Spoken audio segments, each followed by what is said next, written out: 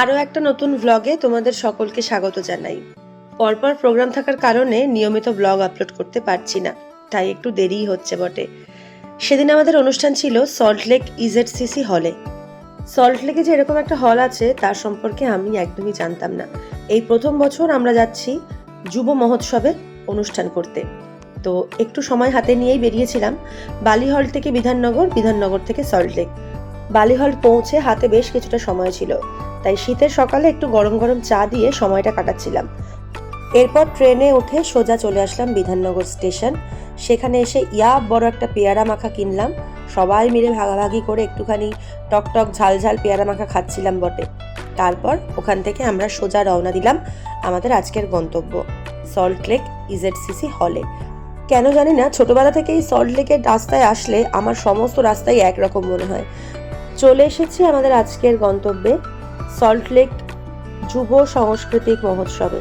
এখানে কিন্তু অনেক জেলা থেকে, অনেক রাজ্য থেকে বিভিন্ন নৃত্যশিল্পীরা, সঙ্গীত শিল্পীরা এসেছিলেন তাদের অনুষ্ঠান করতে। তবে আমরা এসেছিলাম বিশেষ একজন মানুষের আমন্ত্রণে, তো সেই কারণেই স্পেশাল পারফরমেন্স ছিল আমাদের একটা। এখানে মোটামুটি সকাল থেকেই অনুষ্ঠান শুরু হয়ে গিয়েছিল, তবে আমাদের অনুষ্ঠান ছিল বিকেলের দিকে, তাই আমরা একটু দেরি করেই এসে পৌঁছালাম। আর এই ছিল হলের ভেতরটা। ভীষণ সুন্দর একটা শান্ত শিষ্ট নিরিবিলি পরিবেশ, আর এরকম ফুলের একটা আলপনা। এই ফুলের আলপনাগুলো দেওয়া থাকলেই আমার স্কুল জীবনের কথা মনে পড়ে। প্রত্যেক বছর সরস্বতী পুজোর সময় আমরা ঘর সাজাতাম আর এই ফুলের আলপনা দিতাম। অনেক দিন পর এরকম দেখলাম। এরপর ধীরে ধীরে সবাই হলে ঢুকলাম। তখন চলছিল লাঞ্চ ব্রেক, তাই এতটা ফাঁকা লাগছে। মঞ্চও ফাঁকা, স্বামী বিবেকানন্দের বিশাল একটা ছবি, দেখেই মনটা ভালো হয়ে গেল। তারপর চলে আসলাম আমাদের গ্রিন রুমে। এই ঘরটা আমাদের জন্যই স্পেশালভাবে অলট করা হয়েছিল। তো এখানে এসে ঘরটাও যে কি সুন্দর ডেকোরেশন করা, বিভিন্ন রকম ছবিতে, বিভিন্ন রকম চিত্রকলায়, দেখেই এত ভালো লাগছিল। তারপর সোজা চলে আসলাম লাঞ্চ করতে, কারণ আমরাও অনেক সকালে বেরিয়েছি, সেরকমভাবে কেউ খাওয়া দাওয়া করে বেরোয়নি, ভীষণই খিদে পাচ্ছিল। তারপর হলে ঢুকলাম। হ্যাঁ বলো।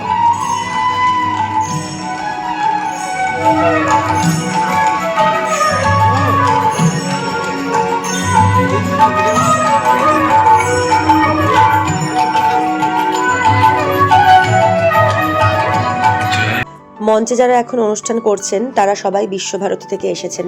ওদেরকে দেখলেই আমার ভীষণ ভালো লাগা তৈরি হয় মনের ভেতর। মনে হয় সেই বসন্তোৎসবের সকালবেলার দিনটা। মণিপুরি নাচে ওরা স্টেজটাকে ভরিয়ে তুলেছিল।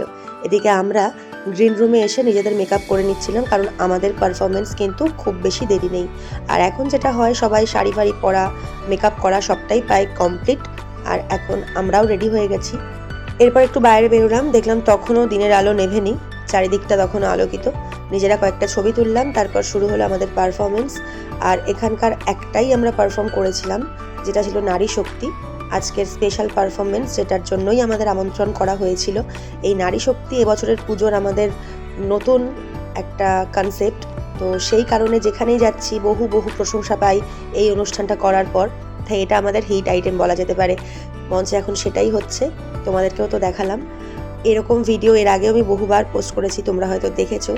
আর যতই হোক না কেন, একটা ভীষণ সফট কর্নার, নারীদেরকে নিয়ে কোনো রকম কনসেপ্ট, সেখানে নারী নির্যাতন এবং শেষ পথে নারীর জয়লাভ, এটাই তো আমাদের জীবনের মূল উদ্দেশ্য। তো এরকমভাবেই হলো অনুষ্ঠানটা।